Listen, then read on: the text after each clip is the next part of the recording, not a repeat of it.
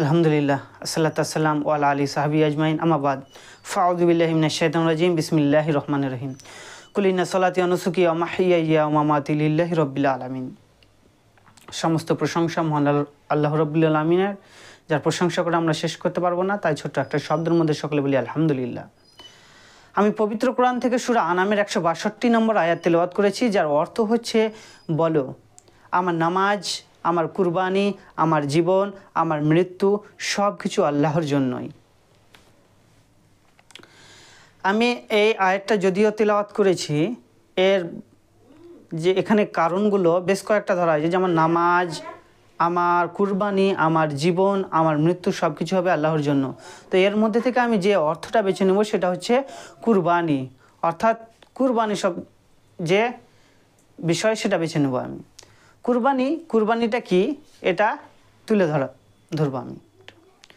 কুরবানি শব্দটি আরবি সাধু কুরব ধাতু থেকে এসেছে, যার অর্থ হচ্ছে নৈকট্য অর্জন করা, আল্লাহর নৈকট্য লাভ করা। অর্থাৎ যতগুলো ইবাদত রয়েছে তার মধ্যে আল্লাহর কাছে পৌঁছানোর বা আল্লাহর কাছে নৈকট্য পাওয়ার একটা অন্যতম ইবাদতও এর মধ্যে কুরবানিটাও পড়ে। অর্থাৎ কুরবানি আল্লাহকে সন্তুষ্ট করার জন্য হবে। অন্যান্য ক্ষেত্রে অন্যান্য বিষয় রয়েছে, তবে কুরবানি একমাত্র হবে আল্লাহকে সন্তুষ্ট করার জন্য। যেমন কুরবানি এর যদি আমরা ইতিহাস দেখি, কুরবানিটা কোথা থেকে এসেছে, কোথা থেকে শুরু, এর উৎপত্তি কোথা থেকে আমরা যদি দেখি, তাহলে বুঝতে পারবো যে পৃথিবীর প্রথম মানব হযরত আদম আলাইহিস সালাম, তিনি আবার প্রথম নবীও। হযরত আদম আলাইহিস সালাম এবং মা হাওয়া, এবং এরা দুজনের মধ্যে বিবাহের পর যে গর্ভের সন্তান এসেছিল, অর্থাৎ হাবিল এবং কাবিল, এবং উভয় পক্ষে এসেছিল আকলিমা ও লিওজা। অর্থাৎ পৃথিবীর যে শুরু করার ক্ষেত্রে, পৃথিবীটা যে আগে বাড়ানোর ক্ষেত্রে প্রজন্মটাকে আল্লাহ রাব্বুল আলামিন তাদের মধ্যে বিবাহের একটা মাধ্যম বানিয়ে দিয়েছিলেন। তো হযরত আদম আলাইহিস সালাম হাবিল এবং কাবিলের মধ্যে বিবাহের একটা ওদেরকে প্রস্তাব দিল যে হাবিল বিয়ে করবে আকলিমাকে এবং লিওজাকে বিয়ে করবে কাবিল। এতে কিন্তু কাবিল অসন্তুষ্টি হলেন, তার কারণ লিওজার চাইতে আকলিমা দেখতে একটু সুন্দরী ছিল। তার জন্য হাবিলকে কাবিল বলল যে আমি আকলিমাকেই বিয়ে করব। সেক্ষেত্রে হযরত আদম আলাইহিস সালাম বললেন যে যাও, তোমরা দুজনে কুরবানি দিয়ে এসো, এবং যার কুরবানি কবুল হবে তার বিয়ে হবে আকলিমার সাথে। তাই করলো। হাবিল যেহেতু রাখাল ছিলেন, তিনি একটা দুম্মা কুরবানি দিলেন, এবং কাবিল চাষ করতো, কৃষক ছিলেন। তার জন্য তিনি কি করলেন, কিছু গম, শস্য, জব এই ধরনের কিছু তিনি কুরবানি করলেন। তো সেই সময়ের নিয়ম যেটা ছিল, পদ্ধতি যে ছিল, কুরবানি কবুল করার পদ্ধতি হচ্ছে, স্বয়ং আল্লাহ রাব্বুল আলামিন আকাশ থেকে একটা আগুন পাঠিয়ে সেই কুরবানিকে পুড়িয়ে দিতেন। তার মাধ্যমে বোঝা যেত যে কার কুরবানি কবুল হয়েছে, কার কুরবানি কবুল হয়নি। তাহলে যার কুরবানিটা এসে পুড়ে যেত সেটা কবুল হয়েছে বলে গণ্য করা হতো। তো হাবিলের কুরবানি কবুল করা হলো এবং কাবিলের কুরবানি কবুল করা হলো না। এতে কিন্তু কাবিল অসন্তুষ্টিত হলো। কাবিল বলল হাবিলকে, আমি তোমাকে হত্যা করব, আমি তোমাকে হত্যা করতে চাই। হাবিল উত্তরে বলল হাবিল যে তুমি যদিও আমাকে হত্যা করো, আমি তোমাকে হত্যা করব না। এবং তাই হলো, শয়তানের চক্রান্তে পড়ে কাবিল হাবিলকে হত্যা করলো।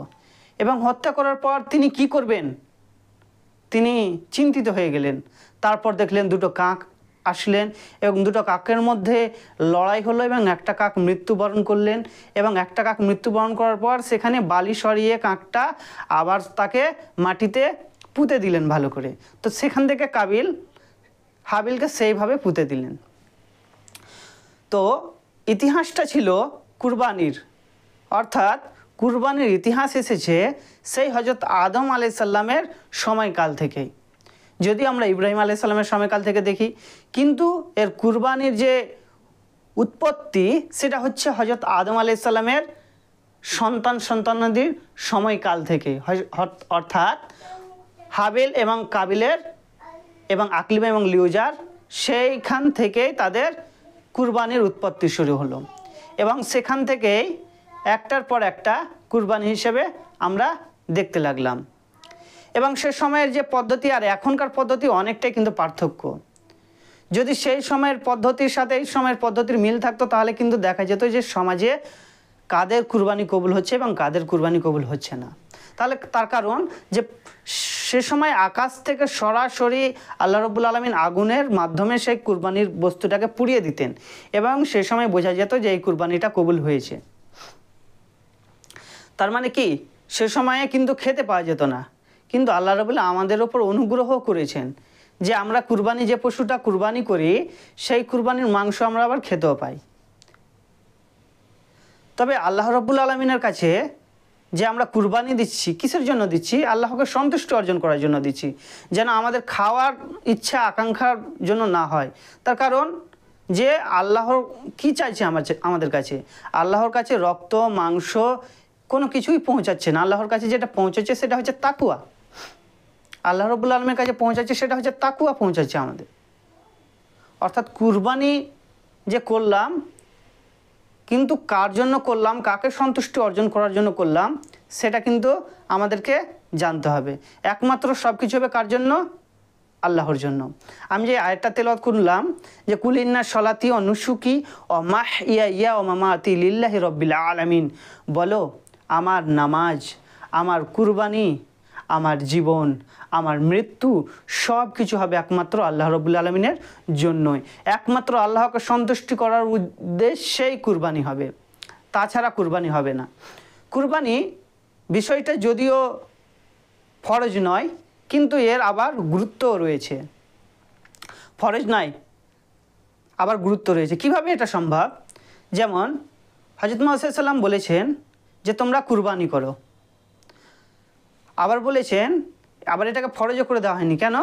মাঝে মধ্যে খলিফা হযরত আবু বকর এবং হযরত উমর রাদিয়াল্লাহু তাআলা আনহু মাঝে মধ্যে কুরবানি দিতেন না। তার কারণ লোকেরা যেন এটাকে ফরজ না ভেবে নেয়, লোকেরা যেন এটাকে ফরজ না ভেবে নেয়। আবার বিশ্বনবী জনাবে মুহাম্মদ রাসূলুল্লাহ সাল্লাল্লাহু আলাইহি ওয়াসাল্লাম বলেছেন, যাদের সামর্থ্য আছে কুরবানি দেওয়ার, তা সত্ত্বেও যারা কুরবানি দিল না তারা যেন আমাদের ঈদগাহতে নামাজ পড়তে না আসে। অর্থাৎ কুরবানির বিষয়টা অনেক গুরুত্বপূর্ণ, যে কুরবানি অবশ্যই করতে হবে, তবে বাধ্যতামূলক নয়। এটা ফরজ হিসাবে নিলে কিন্তু হবে না, আবার সামর্থ্য থাকলে কিন্তু দিতে হবে। তাহলে কুরবানির বিষয়টা একমাত্র হবে আল্লাহকে সন্তুষ্ট অর্জন করার উদ্দেশ্যে, তাছাড়া কোনো উদ্দেশ্য থাকবে না আমাদের। এবার কুরবানির যে বিষয়বস্তু, অর্থাৎ কুরবানি যে বিষয়বস্তু সেগুলো আমাদেরকে জানতে হবে। যে কুরবানি অর্থাৎ যে আমরা অনেক সময় কি করে থাকি, অনেক সময় কুরবানি যে একটা সম্মানের ব্যাপার আমাদের এসে দাঁড়ায়, যে কুরবানি দিতেই হবে নইলে সমাজে কি ভাববে। তাহলে এই চিন্তাভাবনাটা আমাদেরকে প্রথম তো চেঞ্জ করতে হবে। তার কারণ কুরবানিটা ফরজ করে দেওয়া হয়নি যে এটা করতেই হবে, অথচ যেটা ফরজ করে দেওয়া হয়েছে সেটা আমরা করছি না। তার কারণ প্রথমে যে আয়াতটা আমি তেলাওয়াত করলাম তার প্রথম অংশটা হচ্ছে কুল ইন্না সলাতি, বলো আমার নামাজ। অর্থাৎ প্রথম তো যে কারণটা হবে সেটা হবে নামাজ। আমরা আদৌ কি দেখেছি যারা কুরবানি দিচ্ছি আমরা কি নামাজ পড়ছি? না, নামাজ না পড়েই কুরবানির পশু নিয়ে কেনাকাটা চলছে আমাদের। তাহলে অবশ্যই যে কারণটা প্রথম যে থাকবে সেটা হচ্ছে নামাজ, কুল ইন্না সলাতি অনুসুকি, তারপর হবে আমাদের কুরবানি। অর্থাৎ যেটা আমাদের ফরজ সেটা না পালন করে যেটা ওয়াজিব, যেটা সুন্নাত, যেটা নফল সেটা নিয়ে আমরা লাফালাফি শুরু করছি। অর্থাৎ কুরবানি যে দিলাম আমরা, এবার কুরবানির বিষয়বস্তু আমাদেরকে কুরবানি সম্পর্কে জানতে হবে। অর্থাৎ যে ব্যক্তি কুরবানি দিব মনে করবে সে যেন চাঁদ উঠে যাওয়ার পর সে যেন নখ চুল না কাটে। যে কুরবানি দিবে তার ক্ষেত্রে সে যেন নখ চুল না কাটে। যে কুরবানি দিবে না তার ক্ষেত্রে প্রযোজ্য নয়, তবে কুরবানি যে দিবে সে যেন নখ চুল না কাটে। তাহলে কুরবানি এমন একটা মাধ্যম যা আল্লাহর কাছে সন্তুষ্টি পাওয়া যায়। এবার কুরবানি দেওয়ার পর সেই মাংসগুলো কিভাবে বিভক্ত করব? কুরবানি দেওয়ার পর সেই মাংসগুলো আমরা নিজেরা খাবো, অপরকে দিব এবং জমা রাখবো। অর্থাৎ কুরবানি মাংস খাও, নিজে খাও, অপরকে খাও এবং জমা রাখো।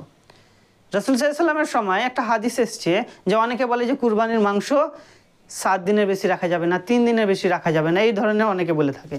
সেক্ষেত্রে বলি যে বিশ্বনবী জনাবে মুহাম্মদ রাসূলুল্লাহ সাল্লাল্লাহু আলাইহি ওয়াসাল্লাম বলেছেন সে সময় একটা দুর্ভিক্ষ দেখা দিয়েছিল, খাবার অভাব অনটন দেখা দিয়েছিল। সেই জন্য কি বলা হয়েছিল যে কেউ যেন মাংস জমা না রাখে, যেন বিলিয়ে দেয়। অর্থাৎ যদি এখনও সেই দুর্ভিক্ষ এসে থাকে তাহলে আমাদেরকে এখনও সেটা দিয়ে দিতে হবে। কারণ কুরবানি বিষয়বস্তুটা হচ্ছে একমাত্র আল্লাহ রাব্বুল আলামিনকে সন্তুষ্ট করার উদ্দেশ্যেই, একমাত্র আল্লাহকে সন্তুষ্ট করার উদ্দেশ্যে। অর্থাৎ কুরবানি হয়ে গেলে তোমরা মাংস বন্টন করে দাও।